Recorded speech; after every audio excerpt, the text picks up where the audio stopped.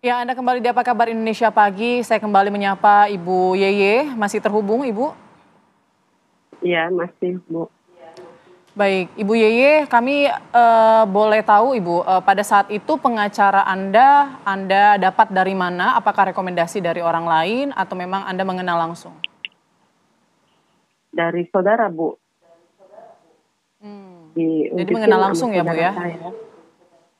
Iya, dari Oke. saudara. Baik Bu Yeni, mungkin dengan kembali terbukanya kasus ini seperti apa? Mungkin harapan dari Ibu dan juga keluarga terkait perkembangan dari kasus ini seperti apa? Nah, ya semoga kasusnya cepat selesai dan saya sebagai keluarga sudah menserahkan semua pada pengacara saya dan kepolisian yang Harapan mungkin terakhir memutuskan. Bu terkait para pelaku yang juga telah menghilangkan nyawa dari anak Ibu seperti apa? Semoga pelakunya tidak akan melakukan seperti ini lagi dan semoga sadar jangan mengulangi merusak para remaja. Jangan ada korban lagi, cukup anak saya. Dan kalau saya aja Terka- yang jadi korban, karena dia juga kan punya anak dan seorang ayah, dia kan juga tidak akan mungkin rela anaknya diperlakukan seperti itu seperti anak saya. Jadi saya berharap pada pelaku semoga dia sadar dan menyesali perbuatannya. Untuk harapan hukumannya mungkin terakhir Bu pada para tersangka? Kalau untuk ke situ saya serahkan kepada pihak yang berwajib gimana baiknya Pak. Jadi saya tidak bisa harus dia seperti hukumnya seperti apa, saya sudah serahkan kepada pihak yang berwajib. Oke, baik. Terima kasih Ibu Yeye. Semoga kasus ini juga bisa terbuka ya seterang-terangnya dan mendapatkan keadilan untuk pihak keluarga korban. Saya mau beralih lagi ke Pak Ito. Pak Ito, saat ini 4 oknum polisi sudah dipatsus begitu. Lalu sempat ada klarifikasi juga dari AKBP Bintoro bahwa silakan saja cek handphone saya, cek rekening saya, bahkan anak istri saya. Nah, kalau misalnya melihat sikap dari AKBP Bintoro kan cukup berani untuk membuktikan itu. Lalu apa lagi nih upaya yang bisa dilakukan selain mungkin nanti akan ada pemeriksaan terhadap pengacara juga. Upaya yang bisa dilakukan untuk membuktikan adanya memang dugaan suap itu terjadi dalam kasus ini. Ya, baik Mbak, terima kasih. Yang pertama mungkin menurut pendapat saya perlu ada pendalaman ya.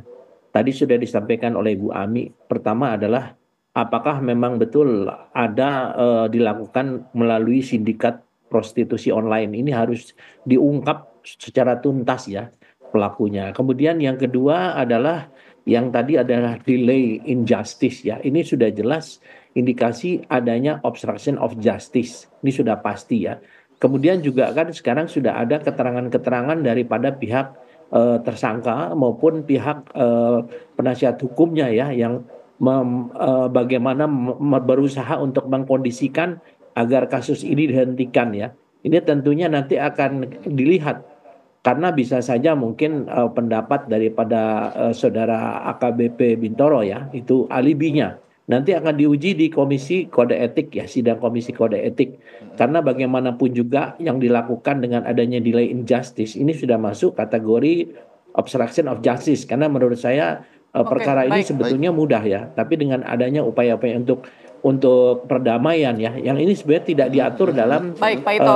kasus-kasus yang bisa diselesaikan di luar pengadilan, Mbak ya. Tapi tentu ini Baik, satu indikasi adanya obstruction of masih justice yang perlu dialami. penelitian Tapi yang lebih lanjut ya. kesimpulannya adalah kasus ini bisa menjadi pelajaran bagi kepolisian untuk bisa lebih meningkatkan pelayanan kepada masyarakat dengan kasus ini. Demikian, Mbak.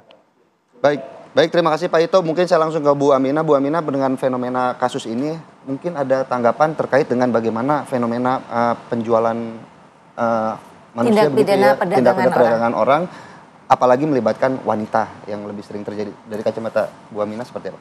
Jadi sekali lagi melakukan aktivitas seksual dengan anak, dengan seseorang yang di bawah usia 18 tahun adalah kejahatan. itu diatur di dalam Undang-Undang Perlindungan Anak, Undang-Undang Tindak Pidana Kekerasan Seksual maupun Undang-Undang Tindak Pidana Perdagangan Orang. Nah, untuk konteks itu, karena untuk kasus kekerasan seksualnya ini sudah dilimpahkan kepada kejaksaan, kami merekomendasikan agar kejaksaan memenuhi hak-hak korban, memenuhi hak keluarga korban, termasuk dengan memastikan adanya pemeriksaan pertemuan pendahuluan oleh kejaksaan dengan keluarga korban untuk sama-sama mendiskusikan hak-hak korban yang diinginkan atau yang dibutuhkan oleh keluarga korban. Dan yang kedua adalah memastikan pendampingan terhadap keluarga korban termasuk oleh pengacara itu memberdayakan korban, memberdayakan keluarga korban. Dalam artian informasi kemudian dirujuk kepada lembaga-lembaga layanan untuk mendapatkan penguatan psikologis. Dan yang terakhir, kasus kekerasan seksual menurut Undang-Undang Tindak Pidana Kekerasan Seksual tidak bisa diselesaikan di luar pengadilan. Ya. Jikapun ada pertemuan antara keluarga tersangka gitu atau korban, itu adalah proses-proses sosial untuk misalnya saling memaafkan. Baik. Tapi sekali lagi itu tidak menghentikan kasusnya. Perkara. Oke, baik, terima kasih banyak Ibu Ami, Pak Ito dan juga Ibu Yeye selaku ibu dari korban FA sudah bergabung bersama kami di Apa Kabar Indonesia Pagi. Sehat selalu semuanya, selamat pagi. Selamat pagi.